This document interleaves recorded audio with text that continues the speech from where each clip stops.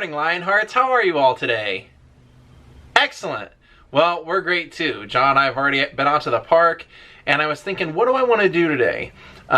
So what I thought of, actually thought, you know, I'd like to ask Scott Michaels to be in that vlog. So I texted him and he said, I can't do it today, but I can do it tomorrow. So Scott Michaels will be in tomorrow's vlog, and I thought, what would I like to do now? And it dawned on me that I realized a week or two ago that for some reason I thought George Stevens was buried in New York. And then when I was there and I looked, no, he's actually buried here. So I thought, let's go to Hollywood Hills, Forest Lawn, and go pay our respects to George Stevens, one of the greatest directors of all time. He was Shelley's favorite director and actually got her Oscar award. So let's go see George Stevens. Daze with Troy and the Lion begins now. You've already been to the park, you've already been to Russell Robert, and you're gonna have to hang out for a little bit while I go traipsing around the cemetery to see George Stevens. I've never been to this particular section, Josh, so it's probably gonna take me a while, but I'll try. Let's see what we can do, okay?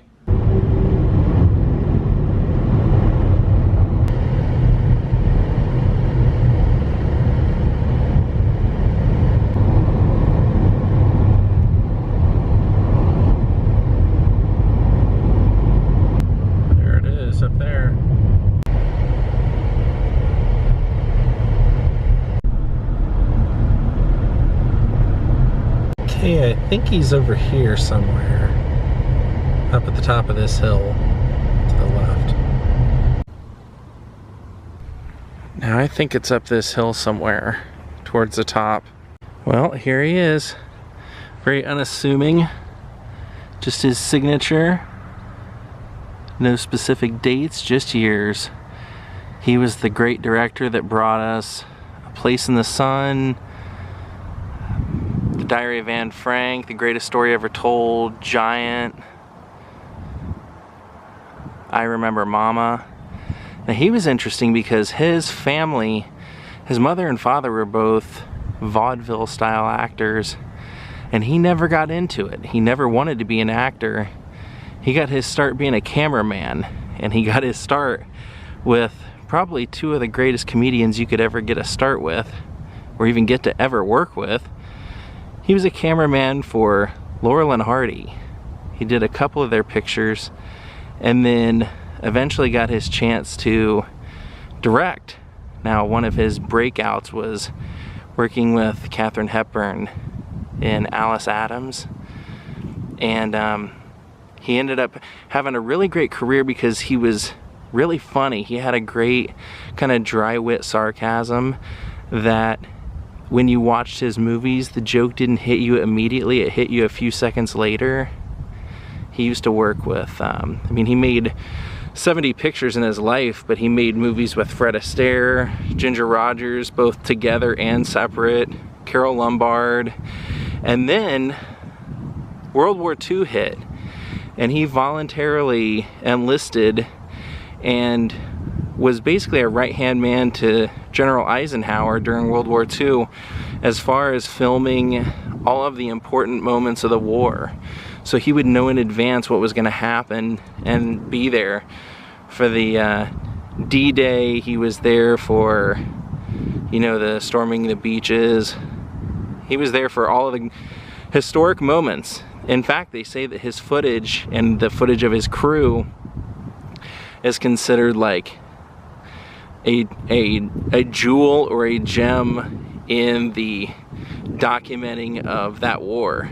He also had to film the labor camps and the concentration camps. So a lot of that footage that you saw was directly from him and his crew. Now they say that when he came out of World War II, he was a changed man. He didn't want to do comedies anymore.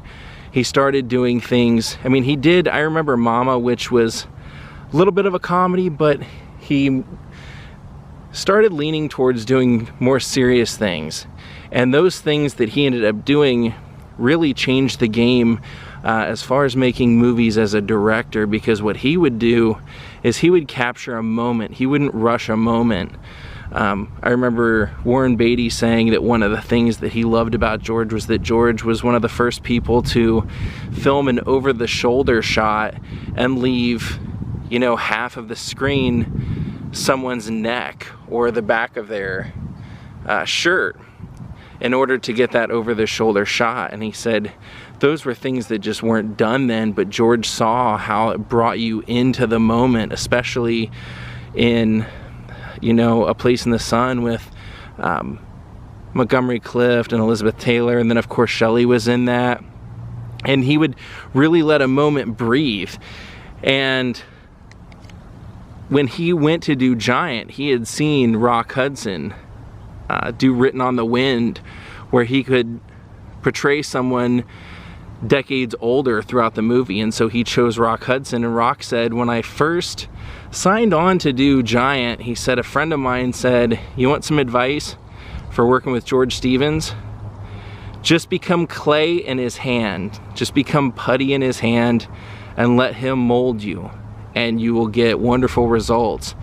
And one of the things that Rock said was, he said, you know, George really was the greatest director to work with, because he said what he would do is he would do a slightly suggest things in conversation to you and do them in such a very roundabout way to not be obvious, and it's something you wouldn't even catch on to, and then maybe a day later you'd be thinking to yourself and you go, wait a minute, you know, I have an idea, maybe we should try this. And I would go to George and I would say, hey George, what if we tried this? And he would say, hey, sounds good, let's give it a try. And he would say, great idea, you know. And he goes, and then I would realize, George, that was George's idea, and that he was the master of making you think that you came up with that idea.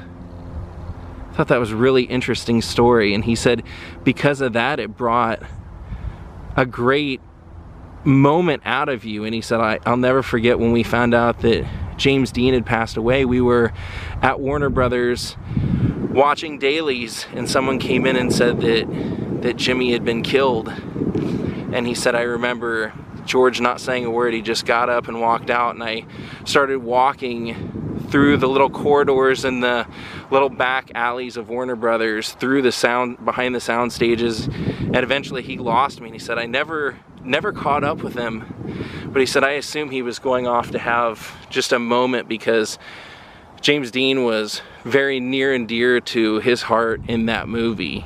And you know, when George picked someone, it wasn't just settling for an actor. He picked them because he knew that they could deliver something that no one else could. And I also saw an interview with someone who was working on the crew for Diary of Anne Frank, and they said, you know, one thing they said, he was able to convince Shelley Winters that if she gained weight, gained 35 pounds for this movie, and then lost it throughout the movie, that she would win the Oscar. And she did. And he said, and I always remember thinking, most people don't like working with pets. They don't like working with animals on set. And then when you watch The Diary of Anne Frank and you saw how much he focused on the cat and how many moments he captured of the cat to create a mood. And this guy said, you know, you don't realize how long you have to sit and film a cat to see what they're going to do to get them to do the things that you want. So it's just a tremendous amount of patience that he put in to getting this one particular mood that he thought only this cat actor could deliver. I know I've mentioned this before, but one of the stories that Shelley told me that I always thought was really funny was she said that during the making of 1951's A Place in the Sun, she said, they actually filmed it before that, obviously. She said her and Elizabeth Taylor developed such a kind of a crush on George Stevens. When they would watch dailies, they would sit so close to him that he would be kind of like scrunched in, and they would both be leaning in on him. And she said, and I remember one day I was out driving past the Sportsman's Lodge and I saw him getting out of his car with like a young starlet, and I was so shocked because he was married. And she said, I remember, like, I forget it whether she said she called his son, or next time she saw him she said, you're not gonna, I hate to tell you this, but you're not gonna believe it, I saw your father with another woman. And he was like, okay, yeah, that's That's what Dad does. I mean, she was just so naive to it, but he was far and away one of the greatest directors of all time. And in fact, when he would work on The Greatest Story Ever Told, really famous directors would come in and be his second unit to help him get his vision the way he wanted it on camera, which is just absolutely amazing. Now what's cool is that Warren Beatty said in an interview that he said, you know, there are a lot of things that happen on a set and you always wonder, hey, how come nobody's fighting for this, or how come nobody wants to be the one to fight for this? And then when I look into it, turns out all those situations George Stevens had once taken up the fight for. And he said one of them was when A Place in the Sun came out, he went to bat for the director, saying, you know, you cannot ruin our movie by broadcasting on TV and putting sponsored ads in the middle of it. It distracts from the director's vision of the movie. And that even went to a lawsuit, and he still stuck to his guns on that. He was also the man that after he came back from World War II, he organized a corporation for directors, so that directors like Billy Wilder and Frank Capra and George Stevens himself could make the kind of movies they wanted without having a studio interfering. And yeah, what a great story and what a great guy. George Stevens' motion pictures were nominated for numerous Oscars. He himself was nominated for 7 and won 2 for A Place in the Sun and Giant. So right next to George Stevens is here his first wife, surprisingly. So I'm guessing his son George Stevens Jr. had that done. So there's his first wife, Yvonne, and then next to Yvonne is her mother. Oh, so he probably got all the plots at once. If you're newer to this channel and you haven't seen the vlog, a couple of months ago I actually went to Marfa, Texas, where they filmed Giant, and saw Jet Rink's original windmill. They have a really great art piece dedicated to the movie, and a lot of stories tied to that town from when they filmed there for the 1955 classic. Go check it out.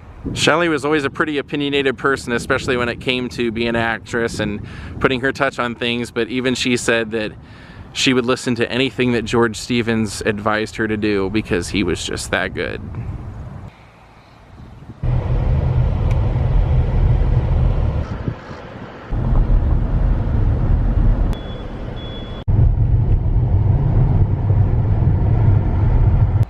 We've come over to hang out with Robert, haven't we, Robert? You're ready for Jaw, aren't you? Jaw, you ready for Robert? He gets on Jaw pretty much immediately.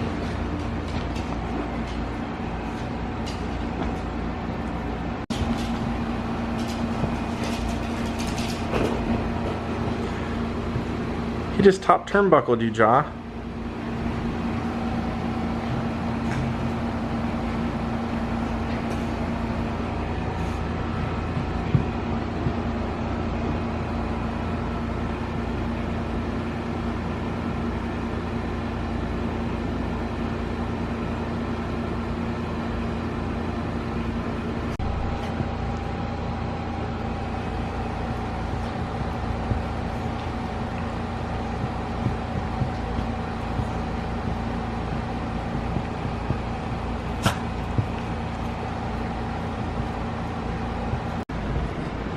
It's been going on for about 15 minutes now.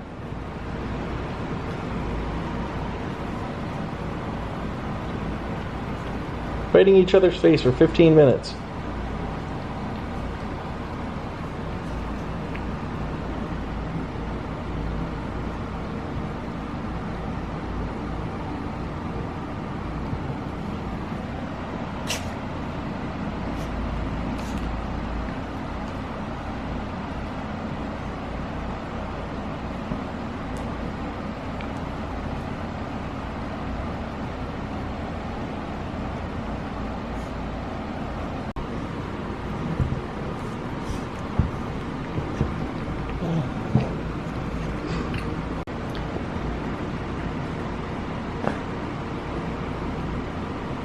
Kind of like watching King Kong and Godzilla battle each other, isn't it?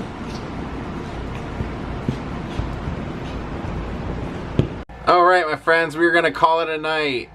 I want to thank Justin Bryan Stewart, Cody, Linda Spotched, and Elizabeth Dibby for becoming my newest Patreons. We'll see you all tomorrow. Have a great night, everyone. See you then. Goodbye.